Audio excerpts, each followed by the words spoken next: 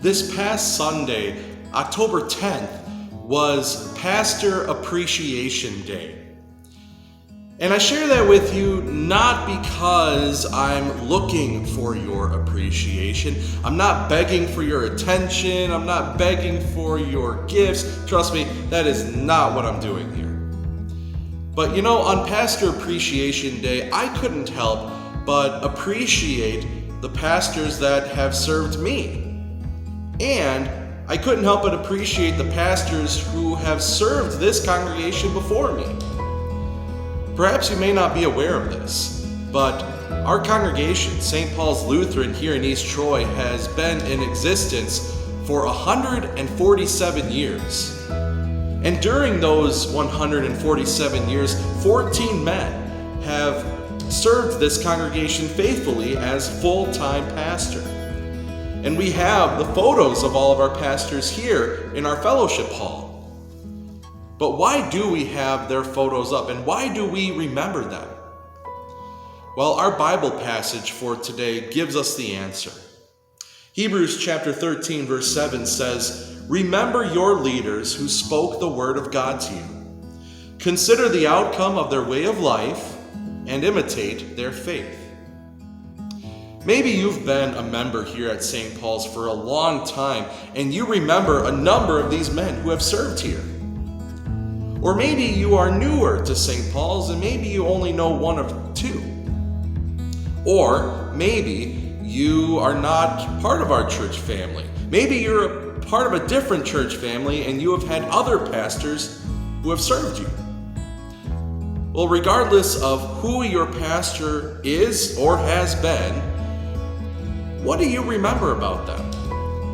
What do you remember about your pastors? Maybe you remember your pastor counseling you and your family during a hard time. Or maybe you remember your pastor praying with you at your bedside when you're in the hospital. Or maybe you remember your pastor teaching catechism to you. Well, regardless of how your pastor has served you, he has done it with one goal in mind. And that goal is to keep you connected to Jesus. That's what a pastor's main job is.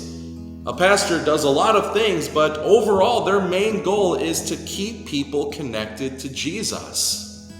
A pastor's job is to prepare their people, their congregation, to go to heaven someday. And there's nothing more that a pastor wants than for the people that he serves to go to heaven someday.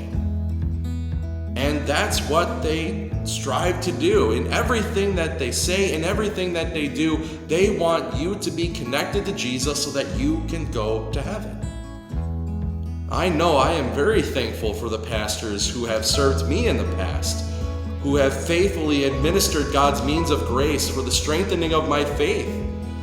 And I also appreciate their encouragement. They encourage me to go into the pastoral ministry, and here I am. And so I'm very thankful for the pastors who have served me. I'm very thankful for the pastors who have served this congregation in the past. And I pray that you are also very thankful for the pastors that have served you, regardless of who they are, regardless of where they serve.